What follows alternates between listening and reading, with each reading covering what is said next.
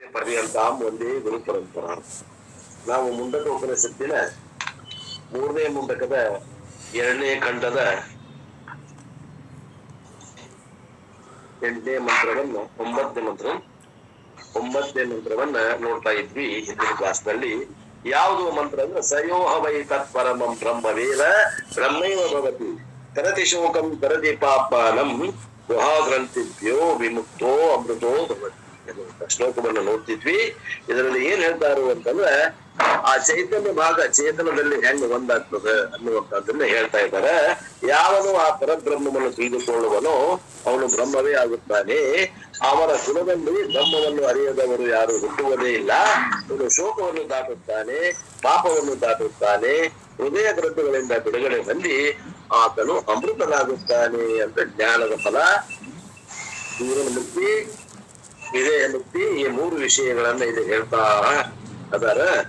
ಯಹ ಬ್ರಹ್ಮ ವೇದ ಬ್ರಹ್ಮವಿತ್ ಬ್ರಹ್ಮೈವ ಭವತಿ. ಬ್ರಹ್ಮ ಇದ್ದು ಬ್ರಹ್ಮ ಅಂತ ತಿಳಿತಾವಂಗ ತಿಳ್ಕೊಂಡ್ಮೇಲೆ ಬ್ರಹ್ಮ ಆಗ್ತಾನೆ. ಅಂದ್ರೆ ಯಥಾರ್ಥವಾಗಿ ಬ್ರಹ್ಮನಿಗಿನ ಬ್ರಹ್ಮ ಅದಿ ಅಂತ ಹೇಳ್ಯದ. ಜೀವ ಏನದ ಇದು ಪ್ರಮೇಯದ ತಿಳ್ಬಾರ್ದು. ನಾನು ಜೀವ, ನಾನು ಅಲ್ಪ ಜ್ಞಾನ, ಅಲ್ಪ ಕರ್ತೃ, ಆ ಬ್ರಹ್ಮದ ಹಂಗೆ ತಿಳ್ಕೊಂಡ ನಾವು ನಿಜವಾಗಿ ಬ್ರಹ್ಮನ ಅಂತವ್ರಿಗೆ ನಾವು ಬ್ರಹ್ಮವನ್ನ ತಿಳಿದ ಬ್ರಹ್ಮ ಹೇಳಕ್ ಬರ್ತದೆ ಹೊರತು ಉಳಿದವರಿಗೆ ಹೇಳಕ್ ಬರೋದಿಲ್ಲ ಈ ಮಾತನ್ನ ಅನ್ನುವಂಥಗೆ ಇಲ್ಲಿ ಮಾಡೋದ್ ಮಾಡ್ತೀರಪ್ಪ ಅವ್ರ.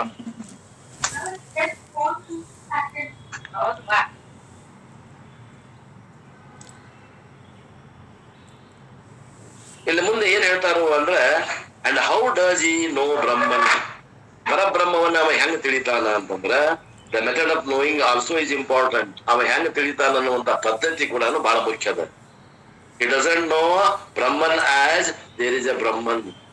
ನೋಡ್ರಿ, ಪರಮಾತ್ಮನು ಅಲ್ಲಿ ಇದ್ದಾನೆ ಅಂತ ತಿಳಿದಿಲ್ಲವ, ಮತ್ ಹೆಂಗ್ ತಿಳಿತಾನವ? ಪರಮಾತ್ಮನು ಇದ್ದಾನೆ ಅಂತ ತಿಳಿದಿಲ್ಲವ, ಮತ್ ಏನ್ ತಿಳಿತಾನ್ರಿ ಅವ? ಪರಮಾತ್ಮನು ಇದ್ದಾನೆ ಅನ್ನುವಂಥದ್ದು ಪರೋಕ್ಷ ಜ್ಞಾನ. ಅಪರೋಕ್ಷ ಜ್ಞಾನ ಅನ್ಸಬೇಕಂದ್ರೆ ಏನ್ ಅನ್ಬೇಕಮ್ಮ? ಯಾರು ಹೇಳ್ತೀರಿ? ನಾನೇ ಬ್ರಹ್ಮನಿದ್ದೇನೆ, ನಾನೇ ಬ್ರಹ್ಮನಿದ್ದೇನೆ ಅಂದ್ರೆ ಅವ ಶರೀರ ಮನಸ್ಸು ಬುದ್ಧಿಗಳ ಹಿಂದೆ ಹೋಗಿ ಅವುಗಳನ್ನ ದೃಶ್ಯ ಮಾಡ್ಕೊಂಡು ಅವುಗಳಲ್ಲಿ ತಾನು ಅವುಗಳಿಂದ ಬೇರೆಯಾಗಿ ತೃಪ್ತಾಗಿ ಈಗ ನಾನೇ ಬ್ರಹ್ಮನಿದ್ದೇನೆ ಅನ್ನೋ ಅಜ್ಞಾನ ಕಾಲದಲ್ಲಿ ಈ ನಾನು ಅನ್ನೋದು ಎಲ್ಲಿ ನೆಲೆ ಆಗೈತೆ ಅಂದ್ರೆ ಶರೀರ ಮನಸ್ಸು ಬುದ್ಧಿಯಾದಿಗಳಲ್ಲಿ ಅದು ಒಂದಾಗೈತೆ.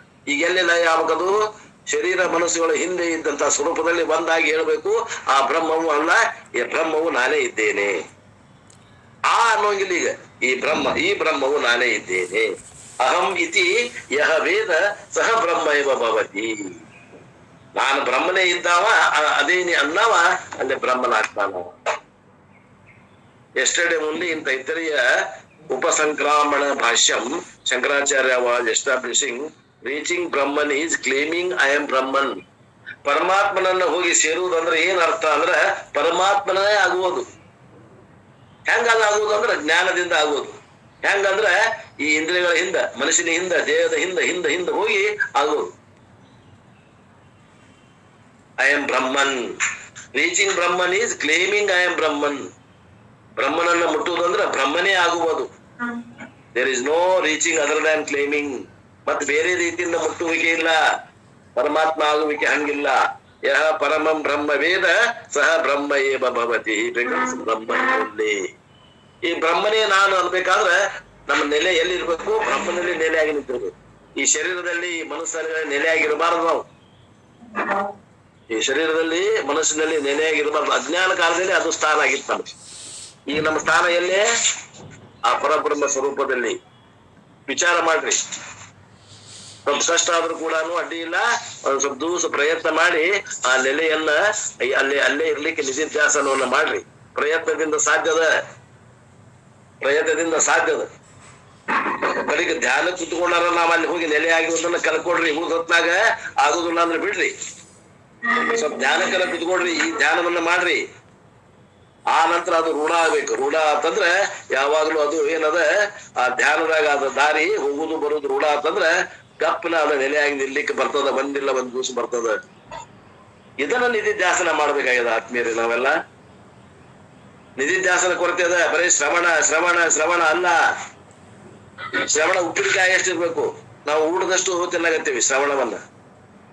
ಊಟನ ಮಾಡಕತ್ತೀವಿ ನಾವು, ಬರೀ ಉಪ್ಪಿನಕಾಯಿ ತಿನ್ನಗತ್ತೀವಿ. ಶ್ರವಣವನ್ನ ಕಡಿಮೆ ಮಾಡ್ಬೇಕು. ಶ್ರವಣಕ್ಕಿಂತ ಹೆಚ್ಚಿಗೆ ಮನನ ಮಾಡ್ಬೇಕು. ಮನನಕ್ಕಿಂತ ಹೆಚ್ಚಿಗೆ ನಿಧಿಧ್ಯಾಸನ ಮಾಡ್ಬೇಕು. ಇದನ್ನ ತಲೆ ಇಟ್ಕೊಳ್ರಿ. ನಾವೇನ್ ಮಾಡಕತ್ತೀವಿ ಅಂದ್ರ ಶ್ರವಣ ಮನ ಮಾಡಕತ್ತೀವಿ, ಮನನ ಇಲ್ಲ, ನಿಧಿಧ್ಯಾಸನ ಇಲ್ಲ. ಇನ್ನು ಕೆಲವು ಮಂದಿ ಮಾಡಿದ್ರೆ ಮನನ ಮಾಡಕತ್ತಾರ ಸ್ವಲ್ಪ ಪ್ರಮಾಣ, ನಿಧಿಧ್ಯಾಸನ ಅಂತೂ ಜೀರೋ ಅದ. ಏನ್ ಮಾಡಕತ್ತೀವಿ ಅಂದ್ರೆ ಶ್ರವಣನ ಮಾಡಕತ್ತೀವಿ.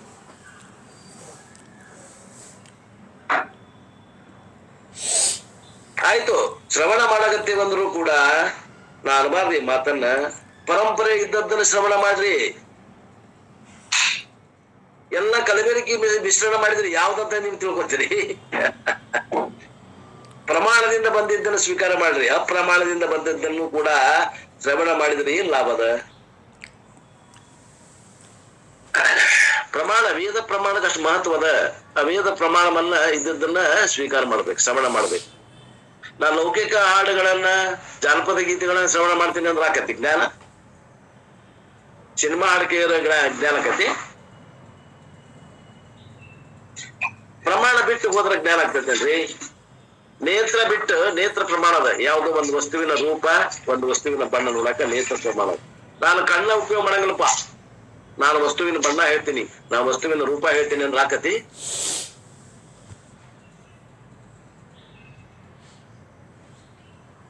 ವಿಚಾರ ಮಾಡ್ರಿ. ಮಾತಿನ ಅರ್ಥ ಸೀರಿಯಸ್ ತಗೊಳ್ರಿ. ಮಾತಿನ ಅರ್ಥ ದಯವಿಟ್ಟು.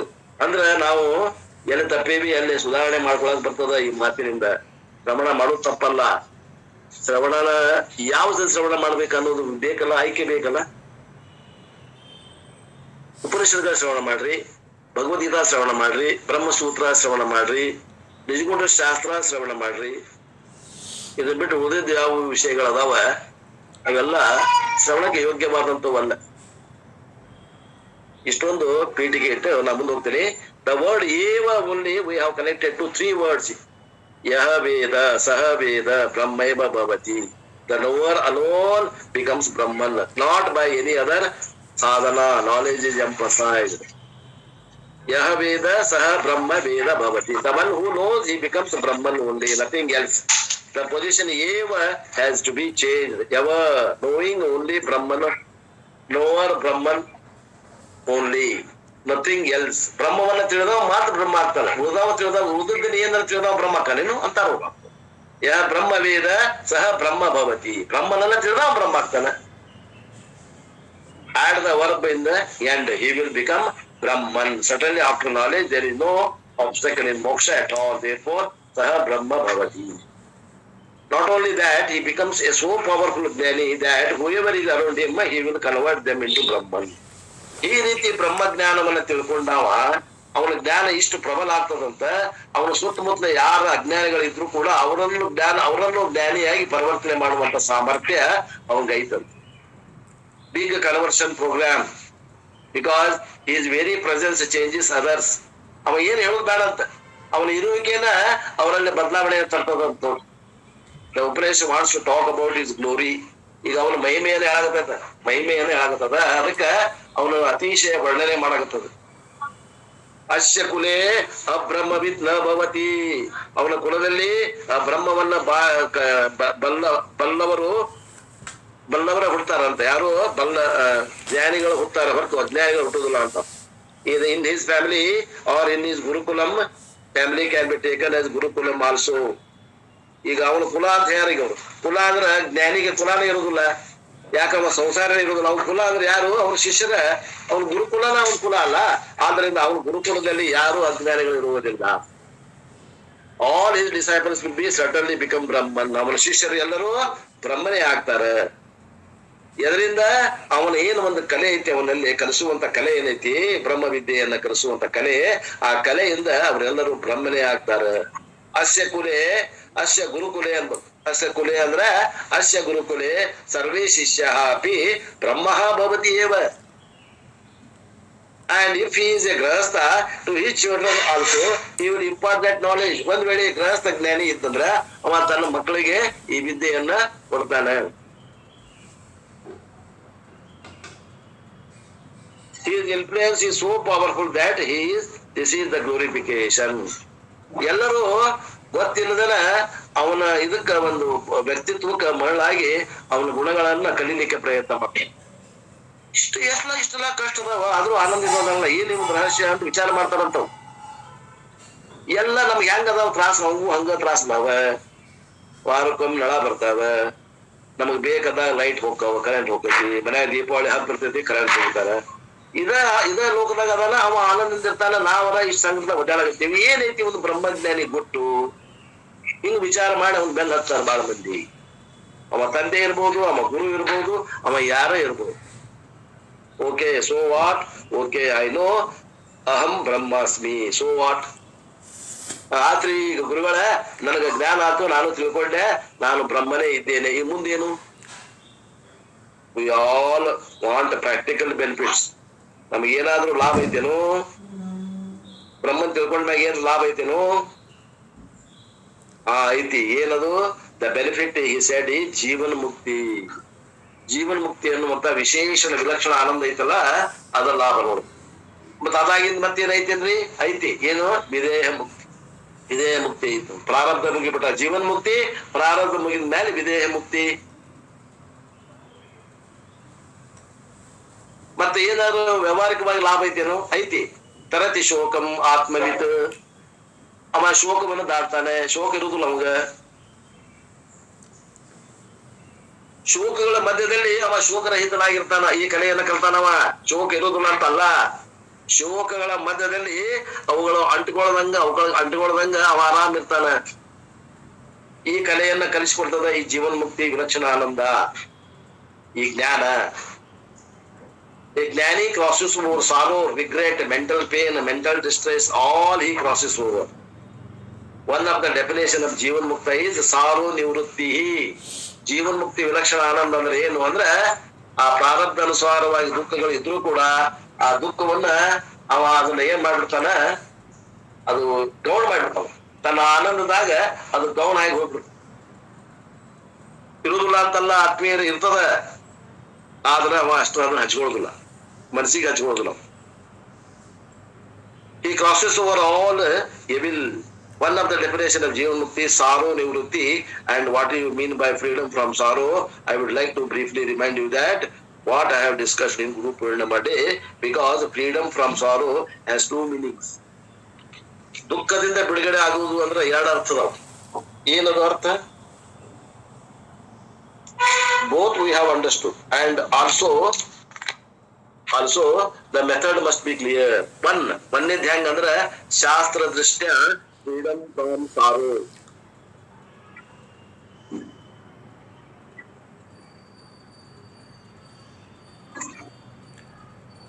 ಶಾಸ್ತ್ರ ದೃಷ್ಟಿಯಿಂದ ಅವಾಗ ಯಾವ ದುಃಖಗಳು ಇಲ್ಲ ಅನ್ನುವಂಥದ್ದು ಇದು ಶಾಸ್ತ್ರ ದೃಷ್ಟಿ. ಇನ್ನು ಲೌಕಿಕ ದೃಷ್ಟಿಯಿಂದ ಅಂದ್ರೆ ಏನು? ಫ್ರೀಡಮ್ ಫ್ರಮ್ ಸಾರೋ ಅಂದ್ರೆ ಹೆಂಗಂದ್ರೆ, ಈಗ ಮೊದಲು ಹೇಳ್ತಾರ ನೋಡ್ರಿ, ಶಾಸ್ತ್ರ ದೃಷ್ಟಿಯಿಂದ ಹೇಳ್ತಾರ ನೋಡ್ರಿ, ಜ್ಞಾನಿ ಅಂಡರ್ಸ್ಟ್ಯಾಂಡ್ ದಟ್ ಐ ಆಮ್ ಆತ್ಮ. ಈಗ ನಾನು ಆತ್ಮ ಅಂತ ಕೇಳ್ತಾನ. ನೋವು ಯಾರಿಗದಾವು? ಮನ್ಸಿಗದಾವು. ನೋವು ಯಾರಿಗದಾವು? ಮನ್ಸಿಗದಾವು. ನನಗದಾವನು? ಇಲ್ಲ. ನಾನು ಆತ್ಮ ಅದೇನಿ. ಪಕ್ಕ all consciousness is free from all attributes. ಆ ಅರಿವಿಗೆ ಯಾವ ಉಪಾಧಿನೂ ಇಲ್ಲ. ಅರಿವಿಗೆ ಯಾವುದು ನಿರುಪಾಧಿಕ ಇತ್ತು. ಈ ಮನಸ್ಸನ್ನು ಉಪಾಧಿನೂ ಇಲ್ಲ, ಈ ಶರೀರನ್ನು ಉಪಾಧಿನೂ ಇಲ್ಲ ಅನ್ನುವಂಥದ್ದು ಪಕ್ಕ ಆಗೈತೇನು? ಆಗೈತಿ. ಹಂಗಾರ ಇದು ನಮ್ ಸುದ್ದಿನ ದುಃಖ ಆಗಿದ್ದು ಯಾರಿಗೆ ಆಗೈತಿ? ಇದು ಬಾಜು ಮನಿಗೆ ಆಗೈತ. ಅಲ್ಲೇ ಬಾಜು ಮನೆಯಾಗ ದುಃಖ ಆಗ್ಯದ. ಬಾಜು ಮನೆಯಾಗ ದುಃಖ ಆದ್ರೆ ಅಳ್ತೇವೇನು? ಇಲ್ಲ. I am atma, I am Brahman, I am chaitanyam, free from all attributes. ಎಲ್ಲ ಉಪಾಧಿಗಳಿಗಿಂತ ಭಿನ್ನನಾಗಿ ಇದ್ದೇನೆ. I am free from the attributes. What about sorrow? Sorrow attribute, unhappy attribute is also not possible for Atma. ಆ ಉಪಾಧಿ ನನ್ಗಿಲ್ಲ. ಇಲ್ಲ, ಅದು ಆ ನೋವು ಉಪಾಧಿಗೆ ಐತಿ, ಉಪಯುಕ್ತ ಚೇತನಕ್ಕಿಲ್ಲ ಅನ್ನುವಂಥದ್ದು ಒಂದು ಜ್ಞಾನ ದೃಷ್ಟಿ.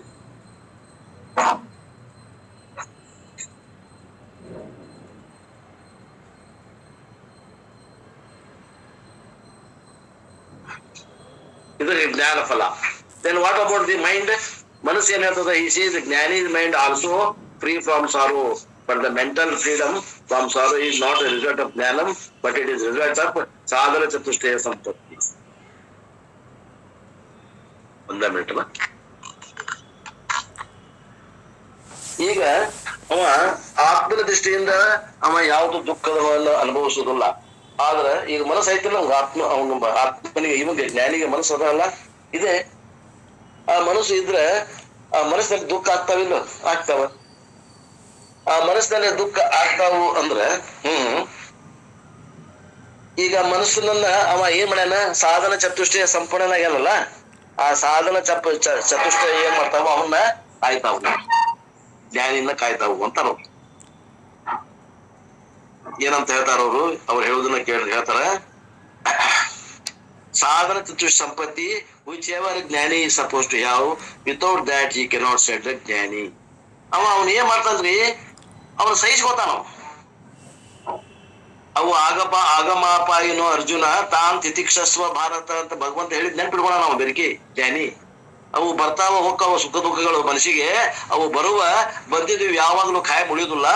ಈ ಅವು ಮತ್ ಹೋಗ್ತಾವ. ಯಾವ ಬರ್ತಾವ ಅವು ಹೋಗ್ತಾವ, ಹೋಗಿದ್ದು ಮತ್ ಬರ್ತಾವ. ಅದ್ರ ಬಗ್ಗೆ ಚಿಂತೆ, ಹೋಗು ಬರುವಂತ ವಿಷಯಗಳಿಗೆ ಚಿಂತೆ ಯಾಕೆ ಮಾಡ್ಬೇಕು ಅಂತ ತಿಳ್ಕೊಂಡು ಅವ ಈ ರೀತಿ ಸಾಧನ ಚತುಷ್ಟಯ ಸಂಪನ್ನ ಇರುವುದರಿಂದ ಅವುಗಳನ್ನ ನಿವೃತ್ತಿ ಮಾಡ್ಕೊತಾನ ನೋಡ್ರಿ. ಇನ್ನು sadhana chatushtaya sampatti also two disciplines he has followed, which he explained on the that Guru Purnima day, vairagya and shama. ಅವಾಗ ವೈರಾಗ್ಯ ಐತಿ ಮತ್ತು ಶಮ ಐತಿ, ಮನಸ್ಸಿನ ನಿಗ್ರಹ ಐತಿ. ಇವು ಎರಡು ಅವನಲ್ಲಿ ಇರುವುದರಿಂದ ಅವನ್ನ ನಿಯಂತ್ರಣ ಮಾಡ್ತಾನ ನೋಡ್ರಿ, ದುಃಖಗಳನ್ನ ನಿಯಂತ್ರಣ ಮಾಡ್ಕೊತಾನ. These two are important sadhanas for mental freedom from sorrow. If mind has to be free from sorrow, ವೈರಾಗ್ಯ is compulsory. ವೈರಾಗ್ಯ ಇರ್ಬೇಕು ಮತ್ತೆ ಶಮ ಇರ್ಬೇಕು, ಮನಸ್ಸಿನ ನಿಗ್ರಹ ಇರ್ಬೇಕು. ಇವ್ ಎರಡು ಇದ್ವು ಅಂದ್ರೆ ಇವೇನದಾವ ಇವು ಸಮಸ್ಯೆಗಳು ಅವು ನಮಗೇನು ಕಾಡುದಿಲ್ಲ, ನೋವು ಕೊಡುದಿಲ್ಲ. ಇರ್ತಾವ ಸಮಸ್ಯೆಗಳು, ಇಲ್ಲ ಅಂತಲ್ಲ. Shama is compulsory, vairagya is compulsory. ವೈರಾಗ್ಯ ಅಂದ್ರೆ ಏನು? Freedom from ragadvesha. ರಾಗದ್ವೇಷಗಳನ್ನ ರಹಿತವಾಗಿರೋದು, ಇದಕ್ಕೇನಂತೇವಿ? ವೈರಾಗ್ಯ.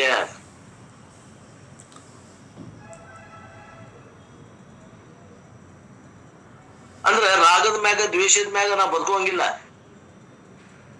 The more you develop on ragadvesha, the more grief will engulf you ಅಂತಾರ. ನಾವು ರಾಗದ್ವೇಷಗಳನ್ನ ಬಹಳ ಇಟ್ಕೊಂಡಿವಿ ಅಂದ್ರೆ ನಮಗ ಏನಾಗ್ತಾವ? ಸುಖ ದುಃಖಗಳು ಬಹಳ ಕಾಡ್ತಾವ ಅಂತಾರ. ರಾಗ ದ್ವೇಷಗಳು ಎರಡು ಇಟ್ಕೋಬಾರ್ದು ಅಂತಾರ.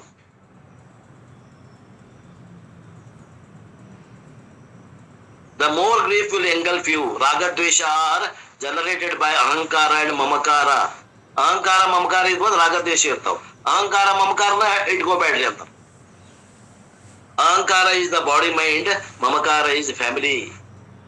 ಈ ಶರೀರ ನಾನು, ಮನಸ್ಸು ನಾನು ಅನ್ನೋದು ಅಹಂಕಾರ, ಈ ಶರೀರಕ್ಕೆ ಸಂಬಂಧಪಟ್ಟವರೆಲ್ಲರೂ ಮಮಕಾರ.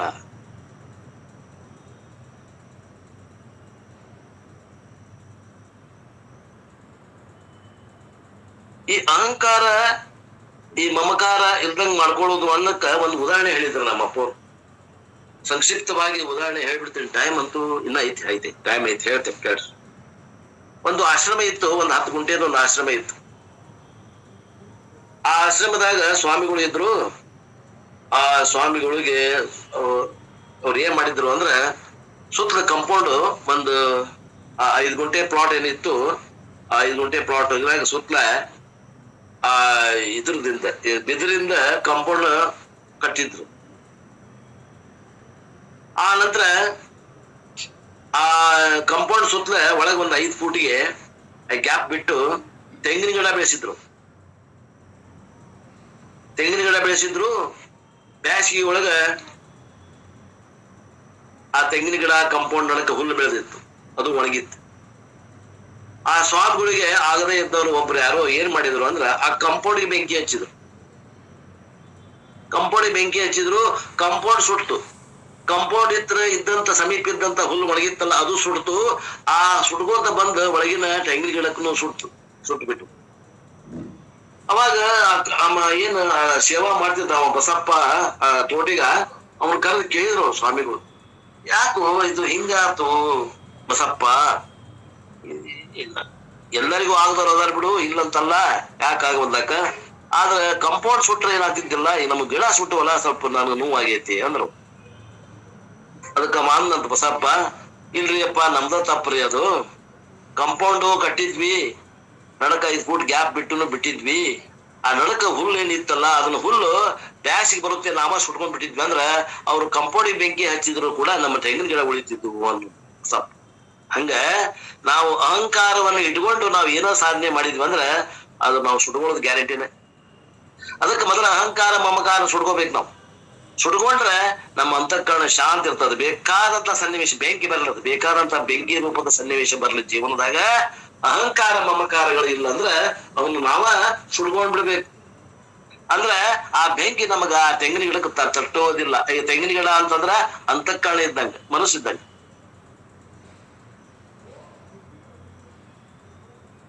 ಅಹಂಕಾರ ಮಮಕಾರಗಳು ಇಲ್ಲ ಅಂತಂದ್ರ ನಮ್ಮಲ್ಲಿ ವೈರಾಗ್ಯ ಮತ್ತು ಶಮಗುಣಗಳು ಆಟೋಮೆಟಿಕ್ಲಿ ಇರ್ತಾವ.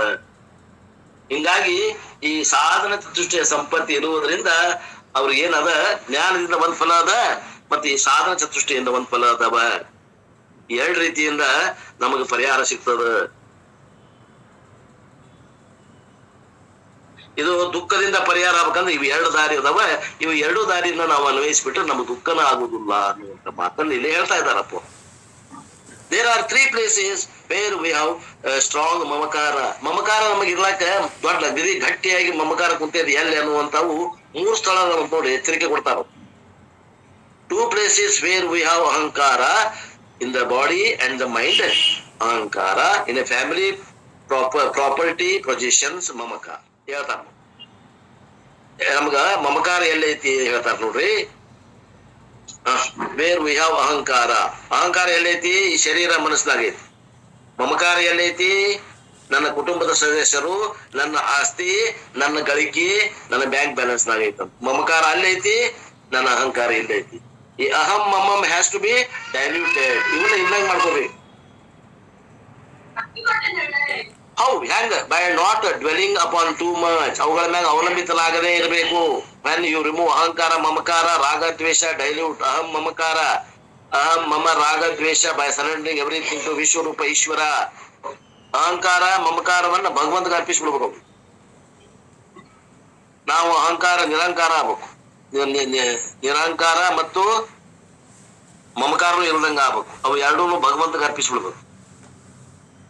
ಈಗಂದ್ರೆ Bhagwan is the real owner of everything. ಎಲ್ಲದಕ್ಕೂ ಭಗವಂತನ ಮಾಲಕ ಅದನ್ನ ಅಂತ ತಿಳ್ಕೊಂಡು ಆ ಅಹಂಕಾರ ಮಮಕಾರವನ್ನು ನಮ್ಗೆ ಅರ್ಪಿಸ್ಬಿಡ್ರಿ. Bhagwan is control of everything. I am only the user, I am only the contributor by doing my duty. ನನಗ ಭಗವಂತ ಈ ಒಂದು ಶರೀರನ ಸಾಧನೆ ಉಪಯೋಗ ಮಾಡಕ್ ಕೊಟ್ಟಾನ. ನಾ ಉಪಯೋಗ ಮಾಡಿ ಹೋಗಾವ. ಇದು ಯಾರ್ದು? ಇದು ಶರೀರ ಅವಂದ ಐತಿ. ಅವನ್ ಕೊಟ್ಟಿದ್ದ ಜೀಣಿಗದ ಶರೀರ ಆತು ಎಲ್ಲ ಪ್ರತಿಯೊಂದು. ಆದ್ರಿಂದ ಅಹಂಕಾರನು ಅವಂಗ ಅರ್ಪಿಸಿ ನಾನು ಅಹಂಕಾರ ರಹಿತನಾಗಿರು, ಮಮಕಾರ ರಹಿತನಾಗಿರು. ನಾ ಬರೀ ಉಪಯೋಗ ಮಾಡಾವ ಈ ಶರೀರ, ಪ್ರಾರಬ್ಧ ಮಠ ಈ ಶರೀರ ಉಪಯೋಗ ಮಾಡಾವ. ಬಾಡಿಗೆ ಕೊಟ್ಟಿ ನಾವು ನೋಡಿಲ್ಲ, ಸ್ವಂತ ಯಾವ್ದು ಇಲ್ಲ ಅಂದಿಲ್ಲ ಅಂತ ತಿಳ್ಕೊಂಡ್ಬಿಡ್ರಿ ಅಂತಾರ. Other than that I cannot claim anything. I am only the contributor. Therefore replace ownership by usership. ನಾನು ಯಜಮಾನ, ನಂದು ಅನ್ನೋ ಬದ್ಲಿ ನಾನು ಉಪಯೋಗ ಭೋಗ್ತಾ. ನಾನು ಬಾಡಿಗೆ ಮನಿ ಒಳಗೆ ಇದ್ದು ಹೋಗಾಮ ಅಂತ ತಿಳ್ಕೊಳ್ರಿ. ಸ್ವತಂತ್ರ ಸ್ವಂತ ಮನಿ ಅಂತ ತಿಳ್ಕೊಬೇಡ್ರಿ. ಇದು ಬಾಡಿಗೆ ಅದ. ಈ ಮನ್ಯಾಗ ನಾನು ಟೆಂಪರರಿ ಇರಾಕ್ ಬಂದೇನಿ, ಒಂದ್ ಸ್ವಲ್ಪ ದಿವಸ, ಒಂದು 100 ವರ್ಷ ಕಾಲ ಇರಾಕ್ ಬಂದೇನಿ. ಇದು ಬಾಡಿಗೆ ಮನಿ ಅಂತ ತಿಳ್ಕೊಳ್ರಿ. Replace ಕಂಟ್ರೋಲರ್ಶಿಪ್ by ಕಂಟ್ರಿಬ್ಯೂಟರ್ಶಿಪ್. ನಾನು ಯಜಮಾನ ಅನ್ನೋದನ್ನ ಮರೆತು ನಾನು ಇದನ್ನು ಉಪಭೋಕ್ತಾ ಅಂತ ತಿಳ್ಕೊಳ್ರಿ ಅಂತಾರೋ. These 4 must be diluted for mental freedom from sorrow is possible. ಹಿಂಗಾದ್ರೆ ನಮ್ಗೆ ಎಂತ ಸನ್ನಿವೇಶ ಬಂದ್ರು ಕೂಡ ಅದು ಮನಸ್ಸಿನಿಂದ ನಮಗದು ಕಿರಿಕಿರಿ ಮಾಡೋದಿಲ್ಲ. The lord Krishna tells in 2 important shlokas in Bhagavad Gita 271 and 264. Bhagavad Gita 2ನೇ ಅಧ್ಯಾಯ 71ನೇ ಶ್ಲೋಕ ಮತ್ತು 64ನೇ ಶ್ಲೋಕ ನೋಡ್ರಿ. ಅಲ್ಲಿ ಭಗವಂತ ಈ ವಿಷಯ ಹೇಳ್ತಾನ. ಏನದು ವಿಷಯ? ವಿಹಾಯ ಕಾಮಾಯ ಸರ್ವಾನ್ ಪುಮಾಂ ಚರಿತ ನಿಷ್ಪ್ರಹ ನಿರ್ಮಮೋ ನಿರಹಂಕಾರ ಸ ಶಾಂತಿ ಮರಿಗಚ್ಚತಿ. If ಯು ವಾಂಟ್ ಪೀಸ್, ಅಹಂ ಮಮ ಮಸ್ಟ್ ಬಿ ಡೈಲ್ಯೂಟೆಡ್. ಅಹಂ ಮತ್ತು ಮಮ ಕಳ್ಕೊಳ್ರಿ. Then the other important sloka is ರಾಗದ್ವೇಷ ವಿಮುಕ್ತ ಇಷ್ಟು ವಿಷಯನ್ ಇಂದ್ರಿಯಾಣಿ ಇಂದ್ರಿಯಾಶ್ಚ ಆತ್ಮನಸ್ತು ವಿದ್ಯೇಯಾತ್ಮ ಪ್ರಸಾದಮಧಿಗಚ್ಚತಿ. 64ನೇ ಶ್ಲೋಕ. In this sloka, prasada means mental peace. Mental peace, if you want ragadvesha must be diluted. Or even if you want to retain aham mama and ragadvesha as a karta, I may retain them to determine my duty. I can retain aham mama ragadvesha as a karta by doing duty, but when I became bhokta, ragadvesha aham mama has to be pushed aside. Then only I can have prasada bhavana. Hence Jnani enjoys mental peace not because of Jnanam but because of aham mama ragadvesha dilution.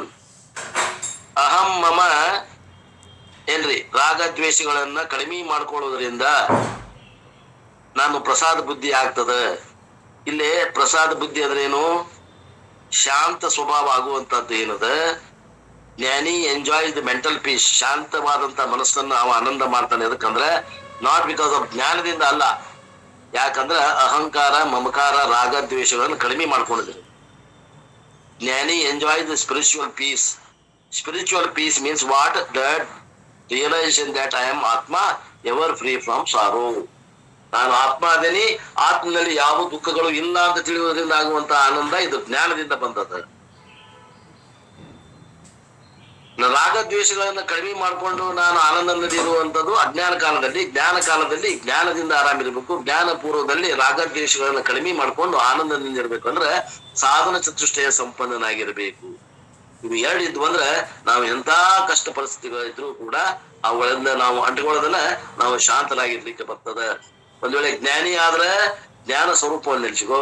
ಇನ್ನು ಜ್ಞಾನ ಸಾಧನೆ ಮಾಡಾಕತ್ತೀನಿ ಅಂದ್ರ ಸಾಧನ ಚತುಷ್ಟಯ ಸಂಪನ್ನ ಅಧಿಕಾರಿಗೆ ಅವು ಎರಡು ಏನದವ ಏನು ಬಾಧ ಕೊಡುದಿಲ್ಲ ಈ ನೋವುಗಳು.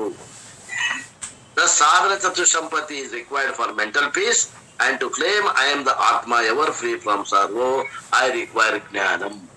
ಆದ್ರಿಂದ ಇವು ಎರಡು ರೀತಿಯಿಂದ ನಾವು ನಮ್ಮ ಮನಸ್ಸಿನಲ್ಲಿ ಹಾಗಂದ್ರೆ ಏನು ಜೀವನ ಮುಕ್ತ ಇದ್ದಾವ ಅವಾಗೇನ ಬರ್ತಾವು ತ್ರಾಸುಗಳು, ಅವುಗಳನ್ನ ಅವ ಗೌಣ ಮಾಡ್ತಾನ, ತನ್ನ ಆನಂದದಲ್ಲಿ ತಾನಿರ್ತಾನ. Which is more important. If you ask, both are important. Without sadhana chatush sampatti, if you study Vedanta, you can say I am Atma, but the mind will be crying and saying I am Atma, I am Atma, because Jnanam you say I am Atma, Vedanta is understood, but crying doesn't stop because I never paid attention to sadhana chatush sampatti, very much required. ಅದಕ್ಕೆ ಹೇಳ್ತಾರೆ ಅವ್ರ ಅಪ್ಪವರು, ಜ್ಞಾನದ ಬೇಕು, ಸಾಧನ ಚತುಷ್ಟಯ ಸಂಪತ್ತಿರಬೇಕು.